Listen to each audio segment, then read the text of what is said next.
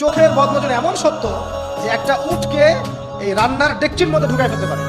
একজন সাহাবী গোসল করছিলেন, গোসল এটা হাদিসে সহিহ, আলেম ওলামা যারা আছেন তারা জানেন যে হাদিসে সহিহ।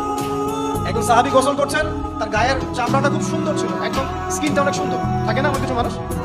আচ্ছা, এখন আরেকজন সাহাবী এই গোসল দেখছেন দূর থেকে, দেখে বলছেন যে কি চমৎকার তার শরীরের রংটা, যেন কুমারী নারীর মতো, অনেকটা এমন একটা কথা তিনি বলেছিলেন।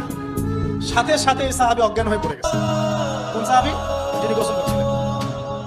এটার আপনি কোনো ব্যাখ্যা দিতে পারবেন না তো, এখানে কোনো সায়েন্স দিয়ে বা মেডিকেল সায়েন্স আপনি কোনো ব্যাখ্যা করতে পারবেন না। একটা ব্যাখ্যা দিতে পারেন, কিন্তু কেন সেটা হলো সেটা আপনি আনসার খুঁজে পাবেন না।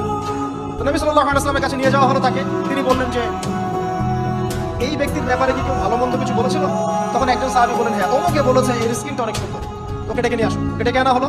ডেকে আনার পর নবীজি তাকে অনেক শাসালেন, তোমরা তোমাদের ভাইদেরকে কি মেরে ফেলতে চাও?